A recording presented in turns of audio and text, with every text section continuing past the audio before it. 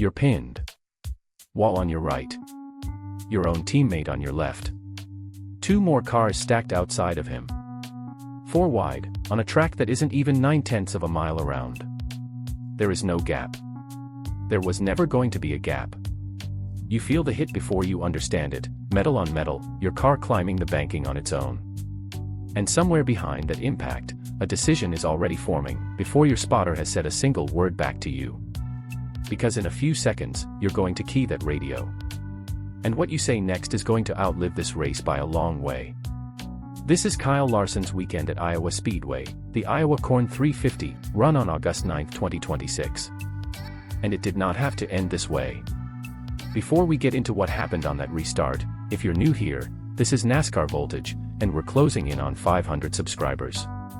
If breakdowns like this are the kind of racing content you want more of, hitting subscribe, dropping a like, and leaving a comment genuinely helps this channel grow. Your support is what decides whether more videos like this one get made, so thank you for being here. Larson qualified second, right behind Ryan Blaney, and carried that speed into the race, finishing stage 1 and 3rd. Both Larson and crew chief Cliff Daniels had told reporters separately that the car had a balance issue neither of them could fully explain. When 2 people who have won a championship together both say they don't know what's wrong with the car, that is not a minor detail, it is a warning sign heading into a short track where the margin for error is close to 0. The race spent its first laps clearing a path toward him. On lap 4, Tyler Reddick got loose in turn 1 and collected Eric Jones. Reddick called the mistake his own, describing the day as gut-wrenching on a lot of levels. Both cars were done for the afternoon. Shane Van Gisbergen spun in turn 4 with minimal wall contact and fell back through the field. Ricky Stenhouse Jr. got caught in traffic and hit the fence. Carson Hocevar dealt with engine trouble most of the day before it ended in a spin. None of it involved Larson directly. But each incident thinned the margin for what was coming. A caution scrambled the field again. Bubba Wallace was penalized for speeding on pit road after leading the way off a Hocevar caution. Chase Elliott's stop went wrong, his front tire changer couldn't get the wheel on before the jack dropped, leaving his number 9 car with fender damage. The restart came on lap 148. 1 lap later, it was over for 2 Hendrick cars. John Hunter Nemechek's number 42 drifted up the track entering turns 3 and 4 and pushed into Larson. Larson corrected and moved down the track, directly into Riley Herbst, who was already coming underneath. In an instant, the field was 4 wide, Herbst, Ryan Preece, Alex Bowman, and Larson, with nowhere to go. Larson and his Hendrick teammate Bowman made contact with each other and were both sent into the outside wall. Bowman's night ended right there. On team radio, Bowman said, "We're destroyed." Larson's car suffered a broken right rear toe link. Repairs under caution cost him laps he would never get back. He rejoined the race well down and eventually as many as 16 laps behind the leaders. Before Larson said a word on the radio, he pulled his damaged number 5 car alongside Nemechek's on track. Then came the radio call. According to reporting from Jeff Gluck of The Athletic and Steven Taranto, Larson asked his spotter, did someone jam it in on him, or could he not hold it down like normal? It wasn't phrased as a question waiting for an answer. It was phrased as a conclusion, waiting for the facts to catch up. The explanation came back over the radio a moment later. Nemechek's team relayed that the number 42 had gotten stuck in neutral while downshifting, a mechanical failure, not a driving error. Nemechek gave his team the same account in real time, with no time to construct a story afterward.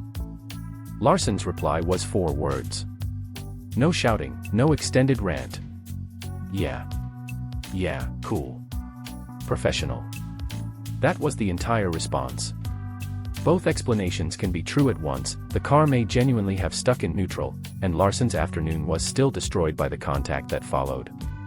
NASCAR did not issue a penalty or ruling assigning fault for the incident. After the race, Nemechek addressed it directly with reporter Claire B. Lang, offering no excuse. Not trying to make excuses whatsoever, Nemechek said, "I got to be better.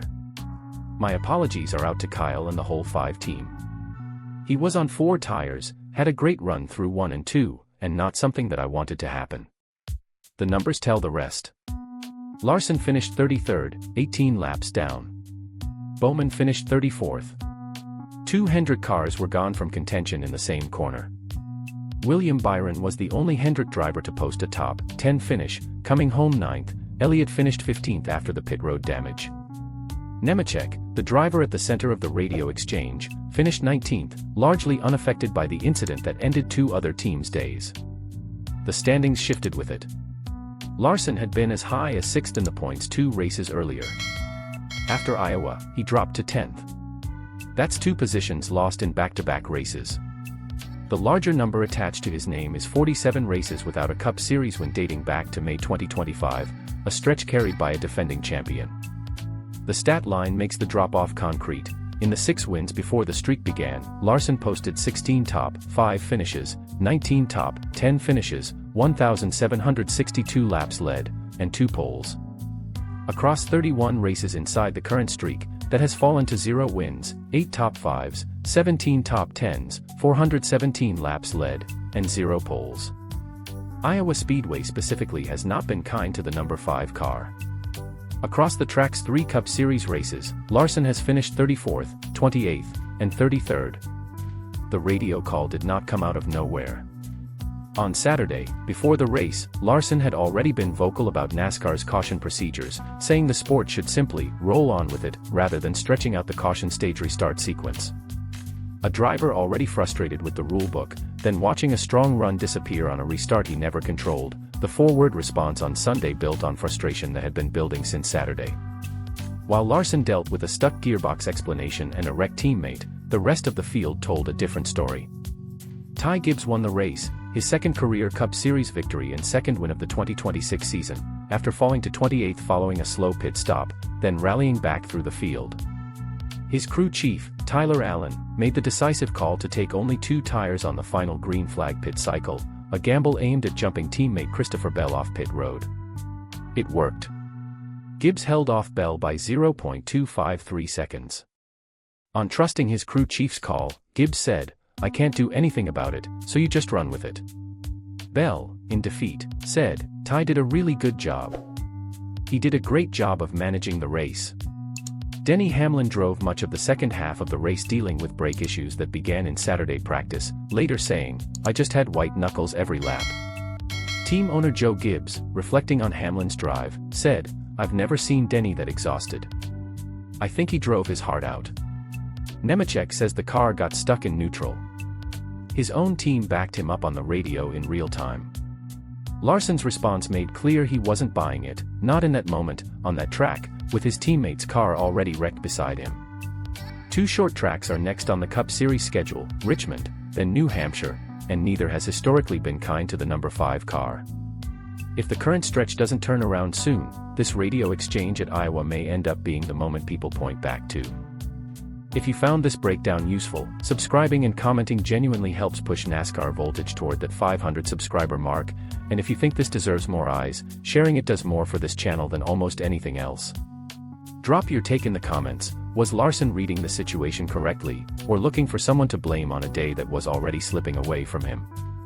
If you enjoy real NASCAR breakdowns like this, you'll like what's coming next.